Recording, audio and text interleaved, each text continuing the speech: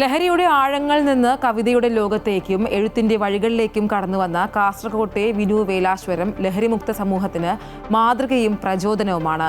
ജനമൈത്രി പോലീസിന്റെ ബോധവൽക്കരണ പരിപാടികളിൽ സജീവ സാന്നിധ്യമാണ് വിനു. കവിതയാണിപ്പോൾ വിനുവിന് ലഹരി. ചെങ്കൽ മേഖലയിൽ തൊഴിലെടുക്കവേ നീണ്ട 25 വർഷം ലഹരിക്ക് അടിമപ്പെട്ടിരുന്ന വിനു വേലാശ്വരം തന്റെ തിരിച്ചുവരവിന്റെ അനുഭവങ്ങൾ അമൃത വാർത്തകളുമായി പങ്കുവയ്ക്കുകയാണ്. കാസർഗോഡ് നിന്ന് അനൂപ് നീലേശ്വരം തയ്യാറാക്കിയ റിപ്പോർട്ടിലേക്ക്.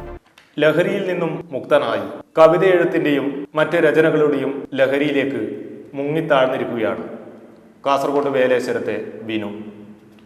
വേൽരൂപങ്ങൾ എന്ന കവിതാ പുസ്തകം പുറത്തിറക്കിയതോടുകൂടി വിനു ശ്രദ്ധേയനായി.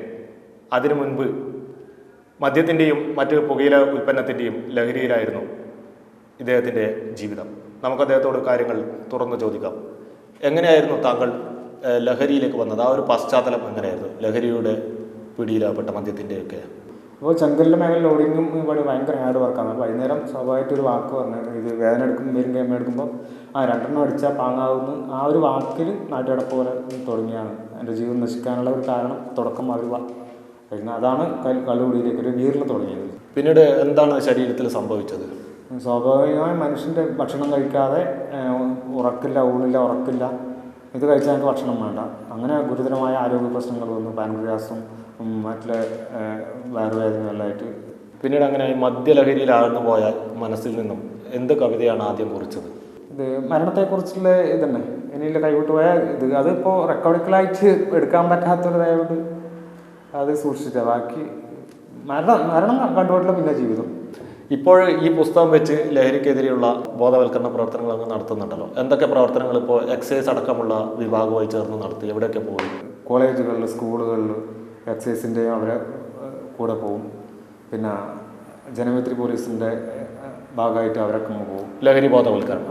ആ ബോധവൽക്കരണ ക്ലാസ്. എന്താ അവിടെ സംസാരിക്കുന്നത് താങ്കൾ? ഞാൻ കാരണം എൻ്റെ ജീവിതം തന്നെ പറയും. കാരണം ഈ മദ്യത്തിൻ്റെ അഴുക്കിൽ നിന്ന് വന്ന എൻ്റെ ജീവിതം തന്നെ ഞാൻ മറ്റവരോടും പറഞ്ഞതാക്കൽ. കാരണം ഒരാളെങ്കിലും എൻ്റെ കഥ കേട്ടിട്ട് ഈ ലഹരിയിൽ നിന്ന് പിന്മാറിയാൽ പറ്റുമെങ്കിലും അതിനെക്കുറിച്ചിട്ടാണ് ഞാൻ അധികം പറയല്. എന്തായാലും അദ്ദേഹത്തിൻ്റെ ഒരു കവിത കൂടി നമുക്ക് കേൾക്കാം. കൊഴിഞ്ഞ തൂവലിനെ ഓർത്ത് പക്ഷി വിലപിക്കാറില്ല. ഇനി പറക്കേണ്ട ഉയരങ്ങളെക്കുറിച്ചാണ് പിന്നെയും പക്ഷിയില്ല.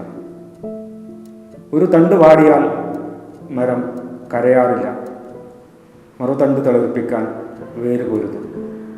ഓപ്പറേഷൻ തൂഫാൻ നിയമപാലകരുടെ വലിയ സേവനങ്ങളിലൂടെ, പരിശോധനകളിലൂടെ മുന്നോട്ട് പോകുമ്പോൾ സമൂഹത്തിലേക്ക് കരുത്തു നൽകുന്നതാണ് വിനു വേലേശ്വരം ഈ സമയം നമ്മോടൊപ്പം പങ്കുവെച്ച അനുഭവങ്ങൾ.